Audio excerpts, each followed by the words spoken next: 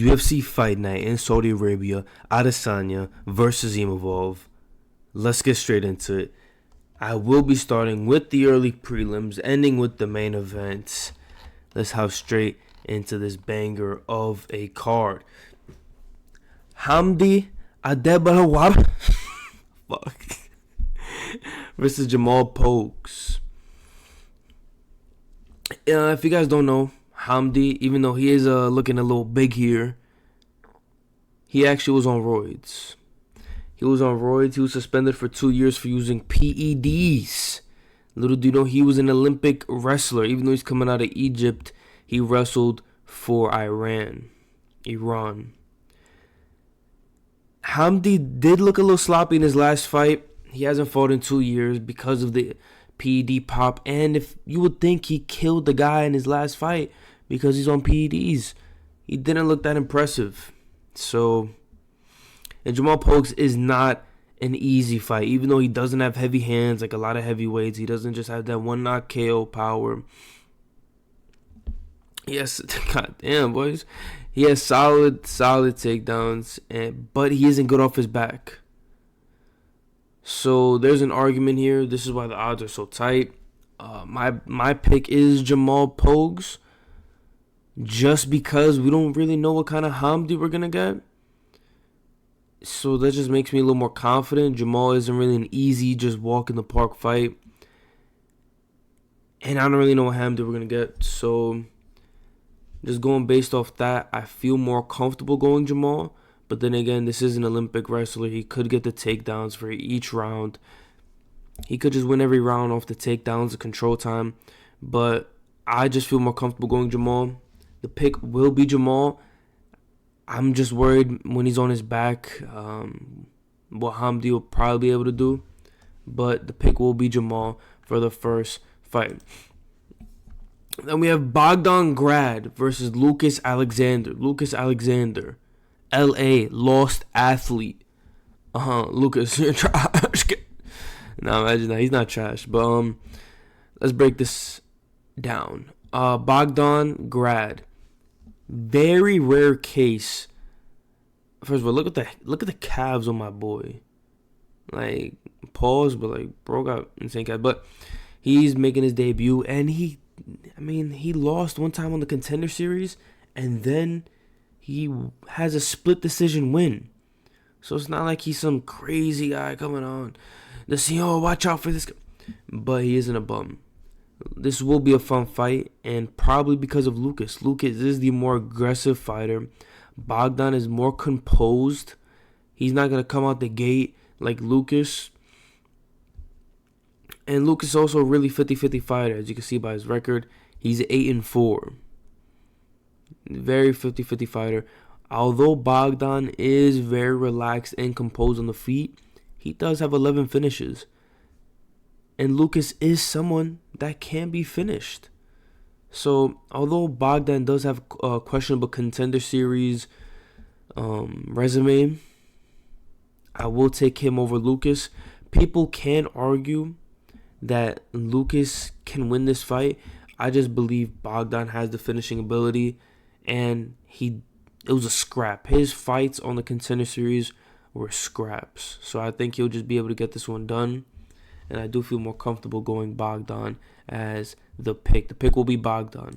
Moving on up the card, Jasmine Judidificus. Mara versus Mara Bueno Silva.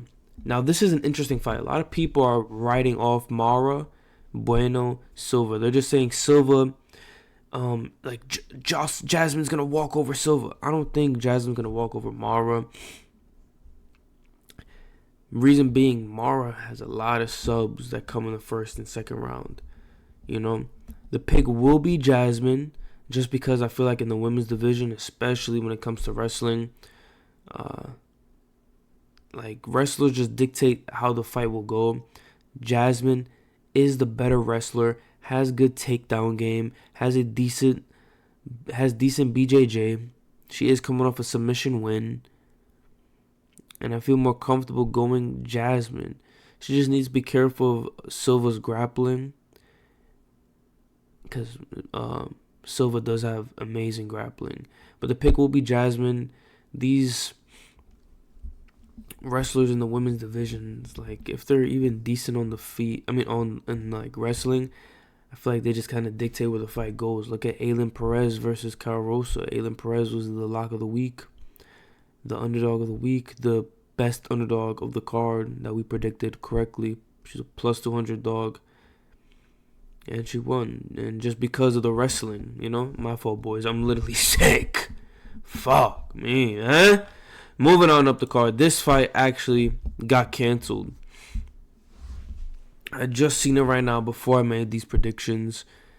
This fight got canceled. The pick would have been Abdul Karim Al-Sawaldi, just because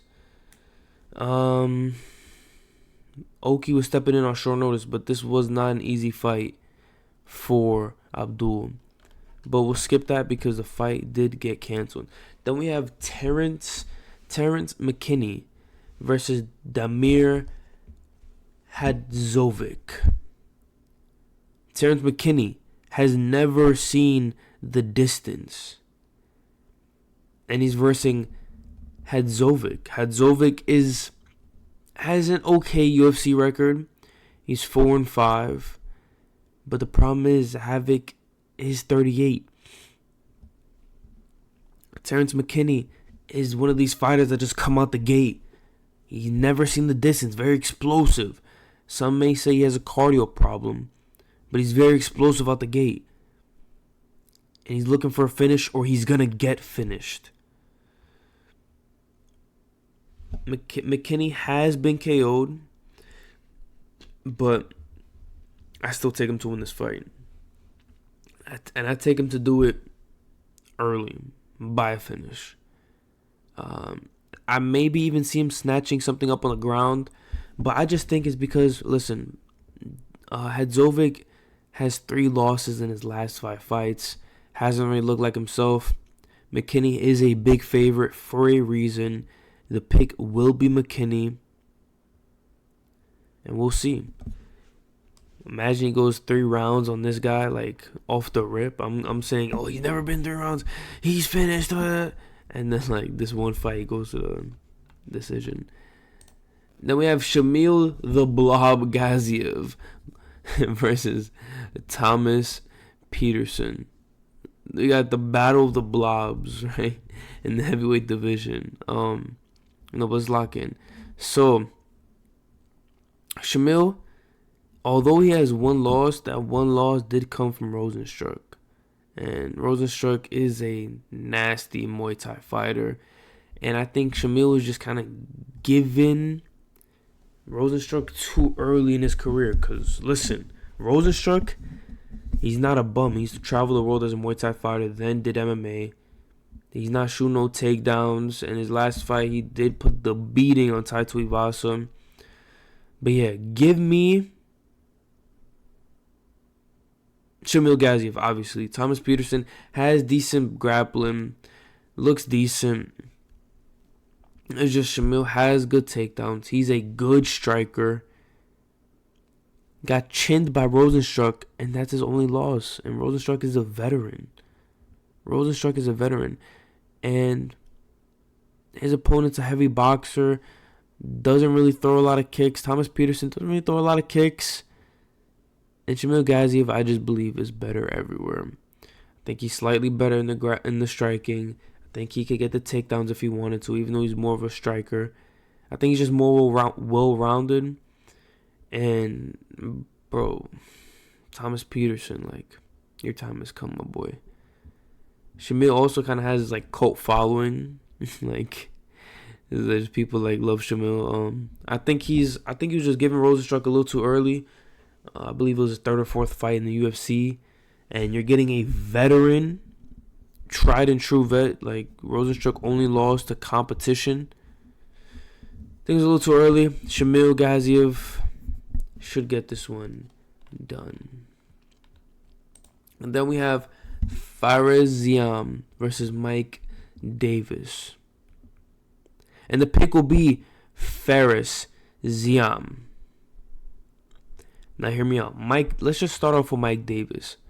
Mike Davis, solid fighter. His only loss in the UFC is to Gilbert Burns in like 2019. Gilbert is still a bad man to this day. My fault, boys. I'm a little sick. I still gotta get this breakdown to y'all. You know what I mean? But Mike Davis can win this in the grappling exchanges. For Ziam, however you want to say it. He's a decision merchant. He's a very technical kickboxer, but he is a decision merchant. He just got his first knockout in his last fight.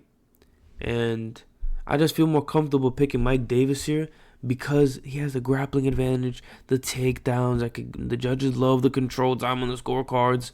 He just has that. He's more of a grappler. And even though the pick will be Ziam, just because he dealt with Matt Frevola good, and Matt Frevola is a wrestler, knocked his ass out. Ziam is just, I think he can squeeze a decision out in this, and his takedown defense is pretty solid. I believe it's at 67-70%. He just looked good against Frevola. He's on a little win streak, and Mike Davis is prone to injuries, man. He's like out, like he has a 2-year layoff, torn bicep, torn this, and it's like I don't think he wants to, like, obviously who wants to like get injuries? I don't know if he's coming into this fight with an injury. When someone's that injury prone, are they gonna get injured in the fight? Are they gonna get injured before the fight that we don't even know about? That's gonna impair their performance. The pick will be Ziam. Even though he is a decision merchant, I think this will favor him. I think he'll just be able to win the rounds on the judges' scorecards. First dog pick of this card. And before we get into the main card breakdowns, do me a favor, subscribe to Winnable. Link will be in the description. We go into detail on all these fights and why we choose who we choose to win. Speaking of why we choose who we choose to win, give me Muhammad Naev. He's versus Khan Oley, and Naev has good stand-up and good wrestling. He's coming off a sub loss, but he hasn't been subbed in the UFC except for that one time. Oley is coming off a KO loss and has a good sub record. Usually submissions for finishes, but he hasn't found a sub in the UFC. And for that reason, the pick will be Naev. I think he's one of the safer picks on this card. He's just more well-rounded. Oley has this very stocky build, and like it maybe could work in the featherweight division, but I just think Naev, the reach, he's well-rounded. I just think it's gonna be too much for Oley. Oley's just, man, he's just everywhere with it. You know what I'm trying to say? He's just everywhere with it. But yeah, the pick will be Naev. And I think he's safe to parlay in this fight. The stocky guys who rely on BJJ, but they can't get the takedowns, and they just got the short arms, so they can't really lock up submissions really well. It's kind of hard, man. It's kind of hard when you're versing someone like, you know, not stronger, longer, taller. Can't really just, you know. And I just think Naev can get the takedowns with his wrestling, and probably do what Oley can't. Moving on up the card, Said Nurmagomedov versus Vinicius Oliveira. Now, unlike the last name Nurmagomedov, he isn't a wrestler. He actually prefers to stand. Even though he has submission wins, they do just come off with just like snatching him up. He's not really taking you down, gonna go to the submission, looking for the sub. He's a stand-up guy. He's versing Vinicius Oliveira, coming off that monster knockout. And Said Nurmagomedov struggles with opponents with high KO resumes.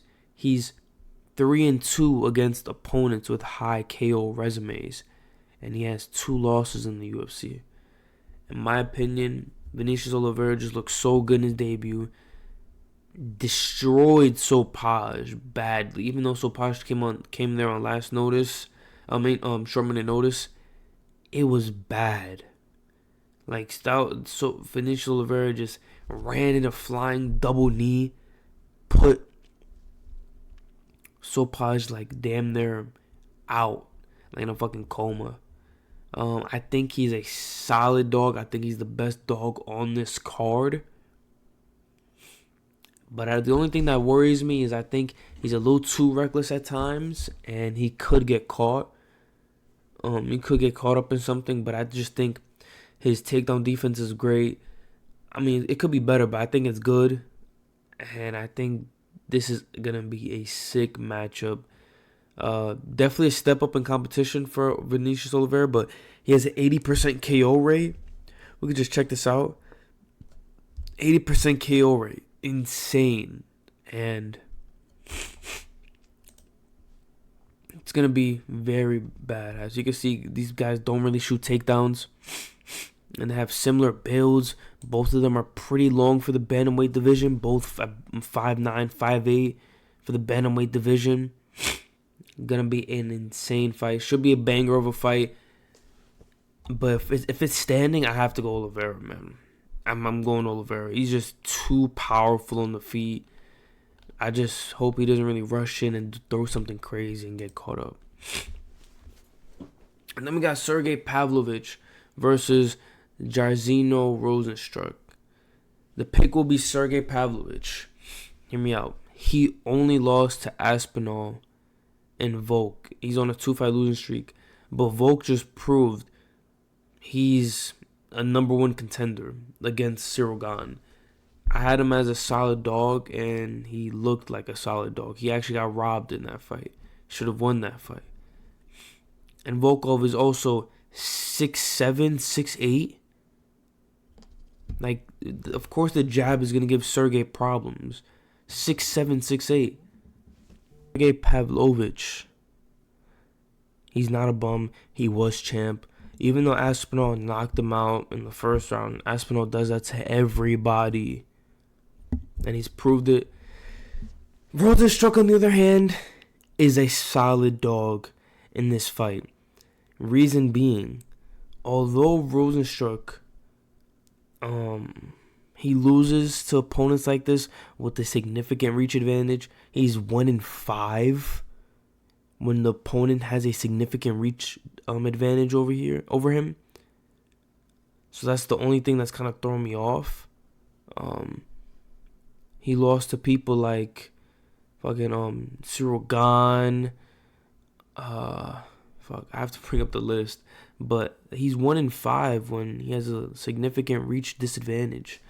So one of the reasons I'm giving it to Sergey, significant reach advantage over Rosenstru. But these guys aren't shooting takedowns.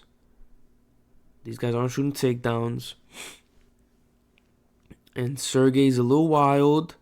And Rosenstru is a good counter striker. But with that being said, the pick is still Sergey. Sergey, too dominant. Volkov did give him problems, but Volkov just proved he's a number one contender in the heavyweight division. And I think he KOs Rosenstru. Also, Rosenstru, to really find a win, he kind of has to finish the person. So then we got the Pirate is here. I will become champion versus Michael Venom Page. Shara Magomedov. He's on the Glaze list in this channel. I've pretty much picked him for every single fight. I've just picked him to win, and he's won every single fight. He looks impressive in the UFC, and I don't think he's going to lose to Michael Venom Page. I feel like a lot of people are saying MVP, the MVP is going to give him problems. Listen, MVP always gives everybody problems. I just think, now hear me out, even though MVP can close the distance like this, he just closed the distance. I just think, man, the fact that Shara Magomedov throws so many kicks, he might be able to win the rounds. He's such a high volume striker. he might just be able to clinch up the rounds on the judges' scorecards. That's just my prediction. I think he's going to be able to come out here and just out-volume Michael Venom Page. Although Michael Venom Page has that style that kind of bothers people, Shada Magomedov has one eye. He has one eye. And he's knocking people out. Like, take a step back from all the. I know somebody. Michael Venom Page is too good. He gives everybody problems on the feet. Like, bro, shut up. I know some guy in the Michael Venom Page, and it's gonna really give him a problem. Shada Bullet, the pirate, has one fucking eye. Knocking people out. He has one eye. He's undefeated. Knocking people out. What more has to be said? He's fighting people like these.